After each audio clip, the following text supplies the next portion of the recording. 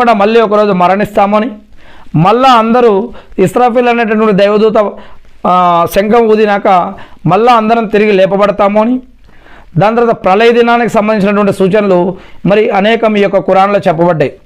మరణించిన ప్రతి ఒక్కరూ మళ్ళా తిరిగి లేపబడతారని, బ్రతికి ఉన్నప్పుడు చేసిన కర్మల ఆధారంగా స్వర్గమా లేదా నరకమా అనేది ఇవ్వబడుతుంది అని, స్వర్గం నరకం అనేవి ఖచ్చితంగా ఉన్నాయి అని ఈ యొక్క దైవ గ్రంథం బోధిస్తూ ఉంది. ఇక ఇంకొక మస్జిదే అక్సా గురించి చెప్పుకున్నాం. తర్వాత ఇంకొక మస్జిదే నబవి. ఇది ప్రవక్త మొహమ్మద్ సల్లం గారు మరి హిజ్రత్ తర్వాత నిర్మించారని మనం ఇంతకుముందు చెప్పుకోవడం జరిగింది. కానీ ఇక్కడ ఒక విషయం ఏమిటంటే, మస్జిద్కి వెళ్ళి నమాజు చదివితే, ఒక వ్యక్తి ఇంట్లో నమాజు చదివేదానికంటే కూడా మస్జిద్కి వెళ్ళి చదివితే 25 లేదా 27, కొన్ని హదీసుల్లో 25 అని, కొన్ని హదీసుల్లో 27 అని చెప్పడం జరిగింది. ఇంట్లో ఒంటరిగా చదివే నమాజు కంటే కూడా మస్జిద్కి వెళ్ళి కనుక నమాజ్ చదివితే 25 లేదా 27 రెట్ల నమాజుల పుణ్యం దొరుకుతుంది అని, ఎవరైనా సౌదీ అరేబియాలో ఉన్నటువంటి మక్కాలో ఉన్నటువంటి ఎక్కడైతే మనం అజ్జుమ్రాలు చేస్తామో ఆ మస్జిద్కి వెళ్ళి కనుక ఎవరైనా నమాజ్ చదివితే 1,00,000 నమాజుల పుణ్యం, ఒక్క నమాజ్కి 1,00,000 నమాజుల పుణ్యం వారికి అక్కడ లభిస్తుంది అని.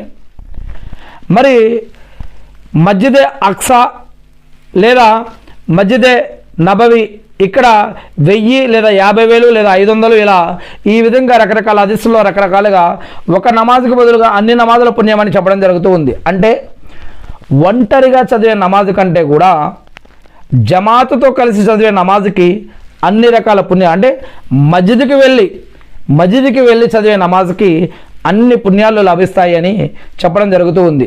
ఇక మస్జిద్ అంటే అరబ్బీలో సజ్దా చేసే ప్రదేశాన్ని మస్జిద్ అని అంటారు. దీని యొక్క మూల పదం కూడా ఉంది, ఇది సజ్ద అనే పేరు మీదుగా వచ్చింది. అందుకే మస్జిద్లో ప్రతిరోజు కూడా 5 నమాజులు చేయబడతాయి. ప్రతిరోజు కూడా మస్జిద్లో దేవుడు చేసిన చట్టం, న్యాయం, ధర్మం ఇవన్నీ కూడా బోధించబడతాయి.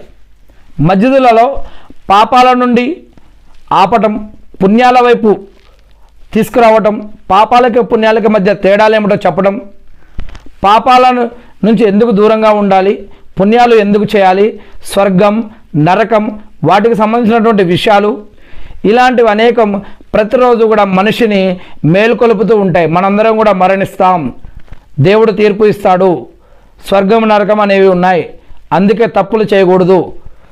ఈ యొక్క నమాజ్ ద్వారా మస్జిద్కి వచ్చి నమాజ్ చదివితే పాపాలు పోతాయి, మనం క్రమశిక్షణతో ఉంటాం.